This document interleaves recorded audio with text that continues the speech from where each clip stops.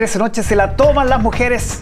Pierina Ferretti de Nodo 21, ¿cómo estás? Bienvenida. Buenas noches, Álvaro. Buenas noches, Magdalena. Magdalena Vergara, Idea País. ¿Cómo están? Gracias por estar con nosotros como todos los miércoles, Pierina, para hablar de las reglas del uso de la fuerza, que es como el nuevo capítulo en esta agenda de seguridad presentado esta semana por el gobierno, que de inmediato generó reacciones en la oposición que ha dicho, pasamos del gatillo fácil al gatillo imposible. ¿Cómo has visto ese debate y qué solución le ves a un tema que la oposición ha dicho, tal como está, no va a ser aprobado? A ver, me parece, en primer lugar, que era un proyecto de ley necesario. Ya había sido anunciado en la semana en que se iba a presentar.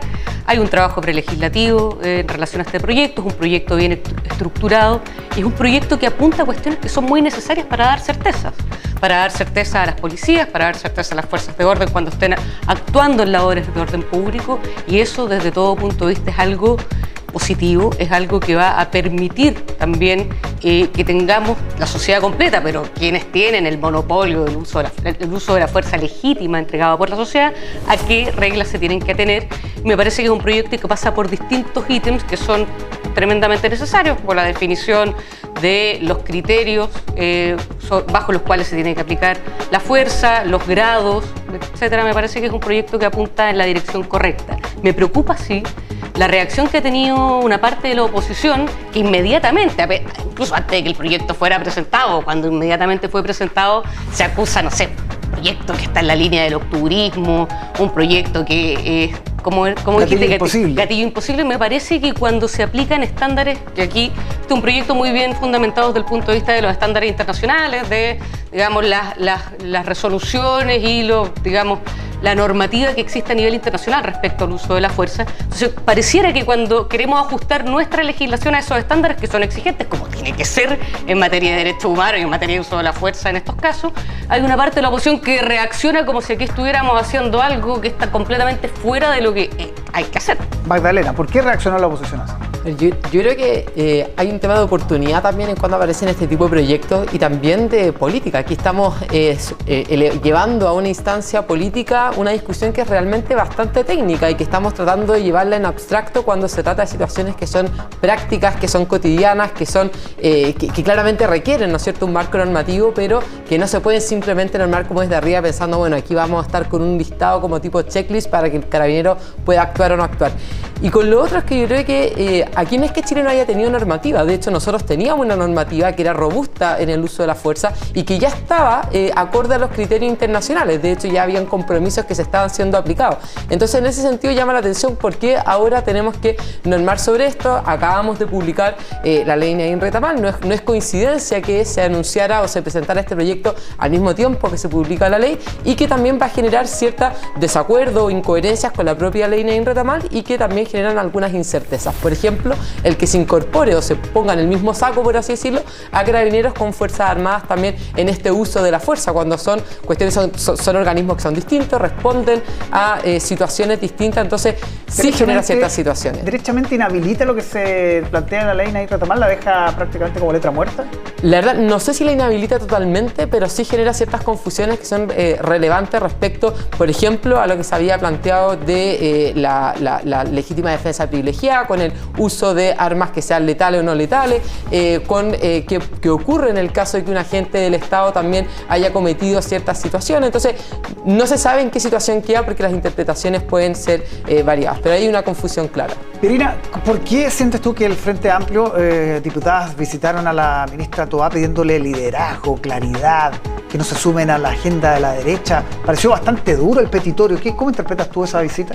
Me parece que en el Frente Amplio y en Apruebo Dignidad tenemos que ser los más firmes defensores de los derechos humanos y de destrabar una suerte como de dicotomía que se ha armado este tiempo entre que preocuparnos de la seguridad y legislar de manera seria en términos de seguridad, y no solo legislar, sino tomar medidas para proteger a la ciudadanía, para recuperar el orden en algunos territorios que están tomados por el narco. Me parece que se ha creado una dicotomía entre eso y el cuidado y la protección de los derechos humanos, y me parece que nuestro sector tiene que ser muy firme en destrabar esa dicotomía, y muchas veces la vehemencia o la gravedad del problema hace que muy rápidamente también se vayan como incorporando criterios, maneras de plantear el problema con los términos que lo ha planteado en este último tiempo la derecha, que parece descuidar mucho la dimensión de los derechos humanos en toda esta discusión. Pero ahí, perdón, pero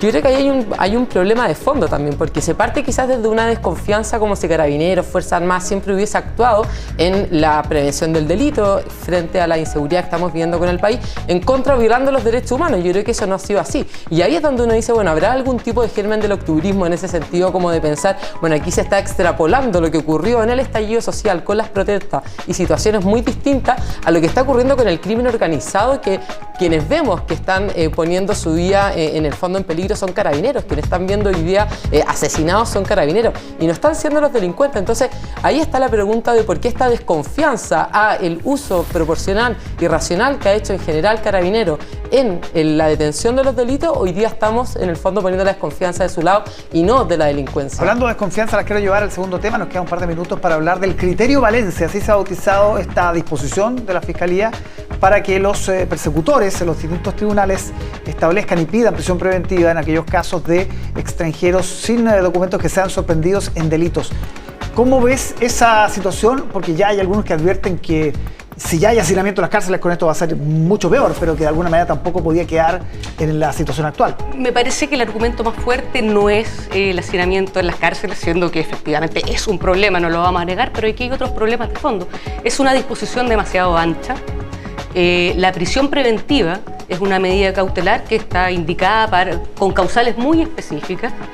Y en este caso, en algunos casos, bueno, como salió también a decir la vocera de la Corte Suprema, Ángela Vivanco, caso a caso se tiene que evaluar si la prisión preventiva aplica o no aplica en el caso de los migrantes que no tengan documentos. Y hay también que reconocer, y hay que también, digamos, decir que hay migrantes que no tienen documentos porque son documentos que están en trámite y que a veces no tienen la suficiente celeridad de esos trámites. Entonces yo creo que aquí la prisión preventiva para el caso de personas migrantes que no tengan sus papeles al día debiera ser aplicada en los casos que digamos de manera objetiva debe aplicarse. La prisión preventiva no puede ser una cuestión tan ancha porque eso no va a traer ningún beneficio, eso tampoco nos va a ayudar a combatir el crimen organizado. No puede ser una norma general. ¿Qué piensas tú, Magdalena? Sí, yo creo que aquí efectivamente lo que tiene que aplicarse es la ley, y en esto yo creo que hay muchos casos en que efectivamente, y aquí poniéndolo, aterrizando esto se trata en el caso de que se haya cometido el delito y esa persona que comete el delito no tiene la identificación necesaria, ¿no es cierto?, no tiene identidad. Y yo creo que acá efectivamente tenemos que ver, bueno, cuáles son las causales de la prisión preventiva, y entre ellas está, por ejemplo, el peligro de fuga u otras situaciones que no puedan seguir adelante entonces la investigación o que afecten la debida investigación o el proceso. Y en ese sentido estoy de acuerdo con Pierina que efectivamente tenemos que usarla en términos concretos, en términos claros y con la objetividad que permita la ley. Ahora, es un criterio que viniendo de la Fiscalía se comprende en el fondo desde el punto de vista que lo solicite y que luego sea el tribunal quien prudencialmente lo pueda aplicar o no. Que hasta ahora ha sido mayoritario, 6-1 contábamos hoy día. Efectivamente. La cantidad de veces que se ha pedido esto. Magdalena, Pierina, muchísimas gracias por estar con nosotros, como todos los miércoles, que estén muy bien. Muy buenas noches.